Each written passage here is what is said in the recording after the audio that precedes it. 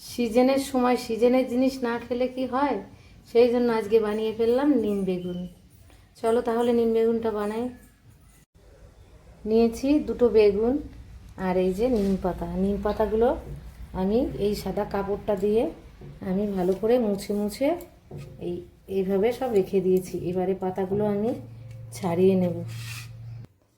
এইভাবে পাতাগুলো টান দিলেই কিন্তু খুব সুন্দর ছিঁড়ে যাবে। চৈত্র মাস, এখন গাছে গাছে কচি কচি নিম পাতা। এই সময়ে যদি একটু নিম বেগুন না খাওয়া যায় তাহলে কি বলবো, মানে অনেক রোগের বৃদ্ধি হয়, সেটা থাকবে না নিম পাতা খেলে। পাতাগুলো সব ছাড়িয়ে নিলাম। এদিকে আমি বেগুনগুলো ছোট্ট ছোট্ট করে কেটে আমি জলে ভিজিয়ে দিয়েছি। জলে না ভিজালে কালো হয়ে যাবে বেগুনগুলো। এদিকে কড়াই চাপিয়ে দিয়েছি, কড়াইতে নিম পাতাগুলো দিয়ে দিচ্ছি। এইভাবে নেড়ে চেড়ে আস্তে আস্তে পাতাগুলো মুচমুচে করে আমি ভেজে নেব। আমার নিম পাতা প্রায় ভাজা হয়ে গেছে।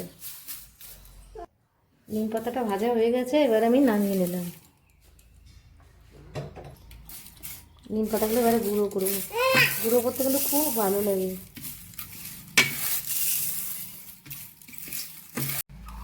দেখো কত সুন্দর ডাস্ট হয়ে গেছে। এদিকে কড়াই আমার গরম হয়ে গেছে। কড়াই আমি দিয়ে দিচ্ছি প্রথমে তেল, তারপরে এই কাটা বেগুনগুলো দিয়ে দিচ্ছি। দিয়ে দেবো দুটো কাঁচা লঙ্কা, দিয়ে দিচ্ছি একটুখানি হলুদ, আর দিয়ে দিচ্ছি লবণ।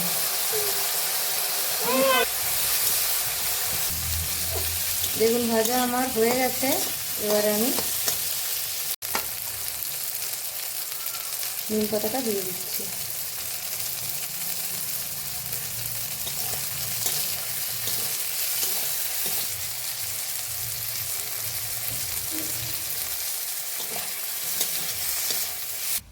আমার নিম বেগুন রেডি, আমি তুলে নিচ্ছি।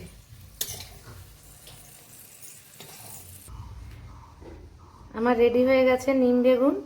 এইভাবে তোমরা খেয়ে দেখবে নিম বেগুন। আর দেখো আমি কি করেছি, আর একটু এই যে আর একটু রেখে দিয়েছি। নিম পাতা এখন কচি, আর এক সপ্তাহ পরই কিন্তু পাতাগুলো বুড়ো হয়ে যাবে, ওই জন্য ভেজে রেখে দিলাম মাঝে মধ্যে খাওয়ার জন্য। আমার কিন্তু খুব ফেভারিট জিনিস নিম বেগুন, তোমরাও খেয়ে দেখবে। যদি আমার রান্নাগুলি তোমাদের ভালো লেগে থাকে তাহলে আমার ইউটিউব চ্যানেলটি সাবস্ক্রাইব করো, আর লাইক কমেন্ট শেয়ার করে দিও।